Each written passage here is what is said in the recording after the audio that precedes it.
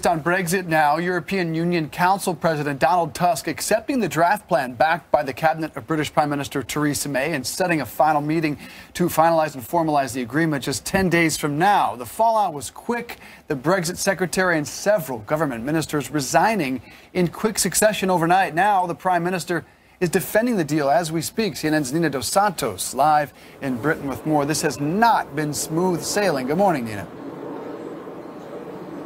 Good morning to you, Dave. Well, no, it hasn't been smooth sailing at all. We're now at the culmination of over 1,000 hours worth of negotiations with Brussels, where finally the UK and the EU feel that they have some kind of technical draft, 585 pages worth of legalese that Theresa May is right now trying to explain to both sides of the Houses of Parliament. And frankly, she's been laughed out of the room in the last 45 minutes or so after she tried to explain that, as she put it, this was not a final deal, it was a draft treaty towards, as she put it, a smooth Brexit. Cue laughter.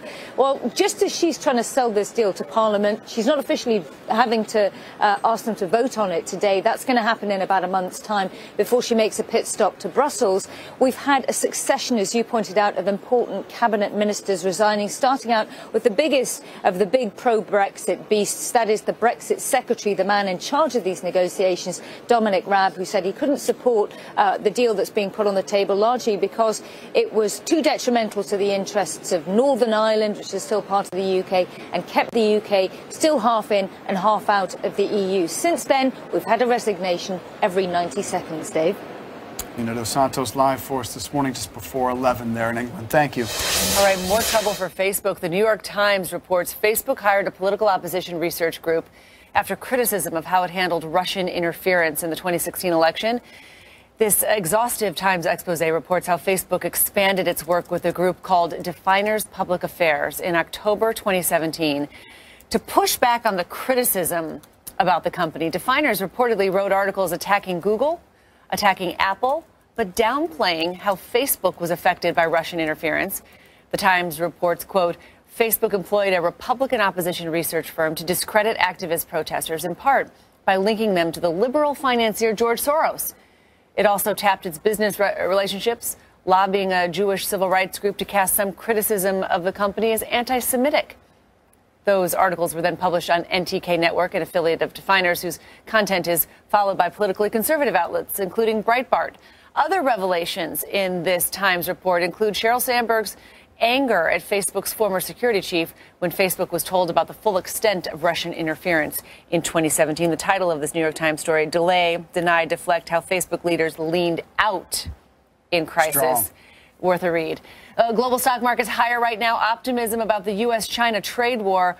China made an opening bid to reopen trade talks ahead of President Trump and President Xi's meeting this month at the G20. Let's go around the world. In Asia, the Nikkei fell. Shanghai and Hang Seng rose. European markets opened slightly higher. In London, the FTSE up about 0.5%. Stock index futures right now in the U.S. are also higher. But the Dow closed down 206 points. That's about 0.8% Wednesday. It was another turbulent day on Wall Street. The S&P 500 also declining. The NASDAQ down. And Apple lost another 3% on iPhone demand concerns. Uber is still losing money as it races toward a much-anticipated public offering. Uber said it lost $1 billion in the 3 months ending in September. That's up from the $891 million loss last quarter as it invests in new services like scooters. In its latest earnings release, Uber highlighted strong growth in its food delivery service, Uber Eats, topping $2 billion. Last month, Uber announced it would expand Uber Eats to cover 70% of the U.S. population by the end of the year. Uber has repeatedly said it expects to go public in the year 2019, next year. 5:48 Eastern Time, and moments ago, Broward County finished tallying votes for the Florida recount. Governor Rick Scott says he will recuse himself from certifying the election in which he is the Republican Senate candidate. Scott, even in D.C. yesterday, getting introduced as a new senator. In unofficial results before the recount began, Scott led Democratic opponent Bill Nelson by fewer than 13,000 votes, but still what looks like an unsurmountable lead. The official results are due at 3 Eastern Time, but one big county may not make it. Here's Jessica Dean in Lauderdale, Florida. Good morning, Dave and Christine. We have made it to Thursday. This is the day that so many eyes have been on because this is the deadline, 3 p.m. today, when all counties across Florida are supposed to have their recount tallies into the Secretary of State's office. But Palm Beach County is standing out as the one county across Florida that says they're not sure that they're going to make it. They have been plagued by old equipment that is overheating. It's not able to really take the pace that a lot of this other equipment like they have here at Broward County is able to take.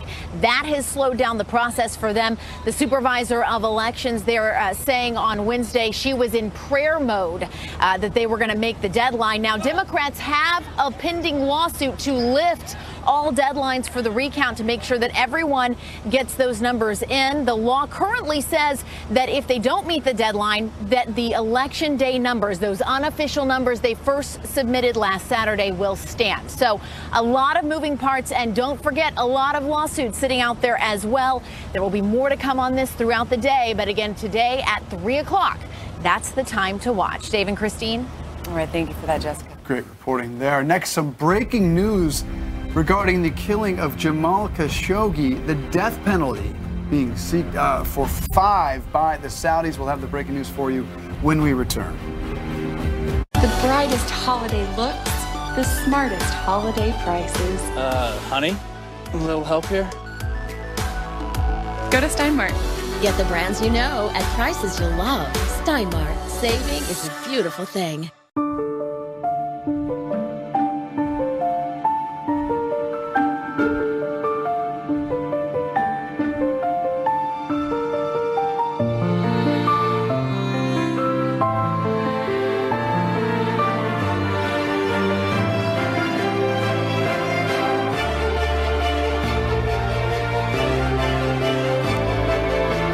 The art of essence.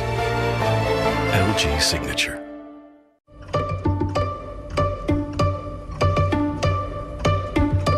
Here in Bangladesh, many of our children grow up in difficult economic circumstances. Their focus on formal education can be very limited.